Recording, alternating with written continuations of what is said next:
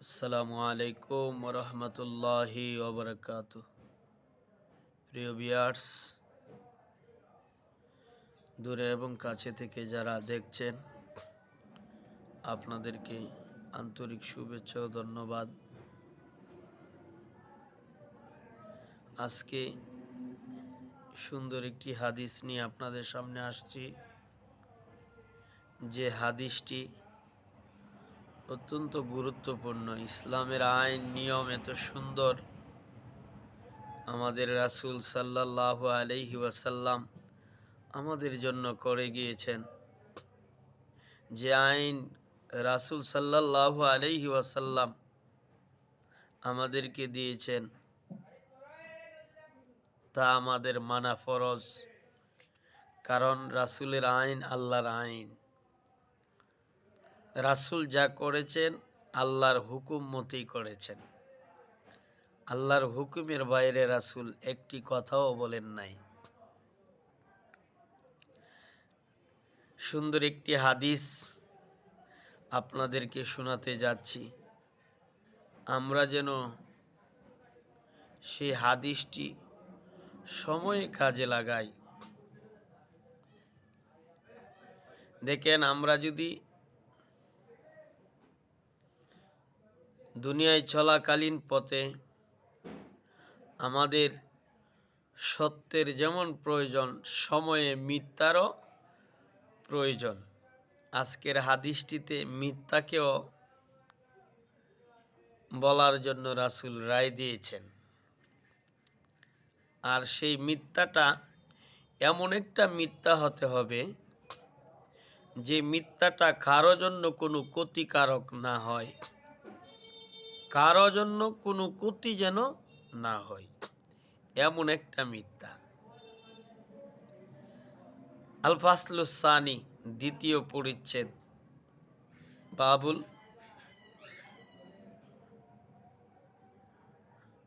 আল ফাসলুস সানি, দ্বিতীয় পরিচ্ছেদ থেকে কিতাবুল আদব মেশকাত শরীফ থেকে একটি হাদিস আপনাদেরকে শোনাচ্ছি। আন আসমা বিনতে বাজিদ রাদিয়াল্লাহু তাআলা, হযরতে আসমা বিনতে ইয়াজিদ রাদিয়াল্লাহু তাআলা আনহু হতে বর্ণিত, ক্বালাত, তিনি বলেন, ক্বালা রাসূলুল্লাহি সাল্লাল্লাহু আলাইহি ওয়াসাল্লাম, রাসূল সাল্লাল্লাহু আলাইহি ওয়াসাল্লাম বলেছেন, লা ইয়াহিল্লুল কিযবু, মিথ্যা বলা বৈধ নয়। নবীজি বলেন, মিথ্যা বলা বৈধ নয়। ইল্লা ফি সালাসাতিন, তবে তিন জায়গায় বৈধ আছে। তিনটি জায়গায় মিথ্যা কথা বলা বৈধ আছে। কিজবুর রাজুলি ইমরাআতুহ, স্বামী তার স্ত্রীর সাথে মিথ্যা কথা বলা। স্বামী তার স্ত্রীর সাথে মিথ্যা কথা বলবে। সেই মিথ্যা কথাটা কেমন মিথ্যা কথা? যে মিথ্যা কথাটাতে স্বামীরও কোনো ক্ষতি হবে না, স্ত্রীরও কোনো ক্ষতি হবে না। যেমন মনে করেন, একটা শাড়ি নিছে স্ত্রীর জন্য, তখন দেখা গেছে ওই শাড়িটা 1000 টাকা দিয়া নিছে। এখন যদি স্ত্রী জিজ্ঞাসা করে যে কত টাকা দিয়া কিনছেন শাড়িটা, তখন স্বামী যদি বলে এটা 1100 টাকা অথবা 1200 টাকা দিয়া আনছি, তখন মোটামুটি দেখা যায় যে তার স্ত্রী খুব খুশি, এত টাকা দিয়ে আমার জন্য শাড়িটা কিনে আনছে। এতে কিন্তু তার স্ত্রীর কোনো ক্ষতি নাই, তার স্বামীরও কোনো ক্ষতি নাই। ওই রকম মিথ্যা কথা। তারপরে কিজবুর রাজুলি ইমরাতুন, স্বামী তার স্ত্রীর সাথে মিথ্যা কথা বলতে পারবে, ওই রকম মিথ্যা কথা। লিউরুদ্দিহা, তাকে সন্তুষ্ট করার জন্য, তাকে সন্তুষ্ট করার জন্য।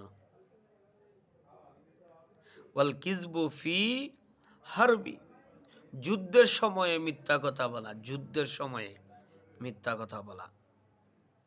ইসলামের কোনো যুদ্ধ যখন লেগে যায় তখন ওই যুদ্ধক্ষেত্রে মিথ্যা কথা বলতে পারবে। এটা রাসূল ইসলাম জয়ের জন্য, ইসলামের ইসলাম প্রতিষ্ঠিত করার জন্য। ওয়াল কিযবু, এবং মিথ্যা কথা বলা। লিউসলিহা বাইনান নাস, মানুষের মাঝে মীমাংসা করার উদ্দেশ্যে মিথ্যা কথা বলা। এখন একজন আরেকজন ঝগড়া লাগছে, এখন দেখা যায় যদি সামান্য একটা কথা সুন্দর করে, তারও কোনো ক্ষতি নাই, যেই লোক, দুই লোক মিথ্যা কথা, এই ঝগড়া লেগেছে, ওই লোকের সাথে এমন একটা মিথ্যা কথা বলতেছে যে তারও কোনো ক্ষতি নাই, তারও কোনো ক্ষতি নাই, কিন্তু এই কথাটাতে দুজনের উপকার। উপকারটা কি, কেমন? যেমন বললাম, ভাই আপনি যে তারে আপনি এত অমান্য করেন, সে কিন্তু আপনাকে অনেক মানে। আবার তার কাছে বললাম, ভাই আপনি যে তাকে এমন ব্যবহার করেন এটা কিন্তু ঠিক না, সে আপনার অনেক প্রশংসা করে, এতে কিন্তু তারও কোনো ক্ষতি নাই, তারও কোনো ক্ষতি নাই, ওই মিথ্যা কথা। তাইলে আমরা হাদিস শরীফ থেকে জানতে পারলাম 3 জায়গায় মিথ্যা কথা বলা যায়। 1 নাম্বার হলো স্বামী তার স্ত্রীর সাথে মিথ্যা কথা বলা, তাকে সন্তুষ্ট করার জন্য। ওয়াল কিযবু ফিল হারবি, যুদ্ধের সময়ে মিথ্যা কথা বলা। এবং লিহা বাইনান নাস, মানুষের মাঝে মীমাংসা করার উদ্দেশ্যে মিথ্যা কথা বলা। রাহু আহমদ ও তিরমিজি, ইমাম আহমদ ও তিরমিজি রহমতুল্লাহি আলাই এই হাদিস কানা বর্ণনা করেছেন। 4810 নম্বর হাদিস। আল্লাহ রব্বুল আলামিন আমাদেরকে ইসলামটাকে সুন্দরভাবে পরিচালনা এবং ইসলামে সুন্দরভাবে থাকা, মিলেমিশে থাকা তৌফিক দান করুক। সকলে বলি আমিন। আসসালামু আলাইকুম ওয়া রাহমাতুল্লাহি ওয়া বারাকাতুহু।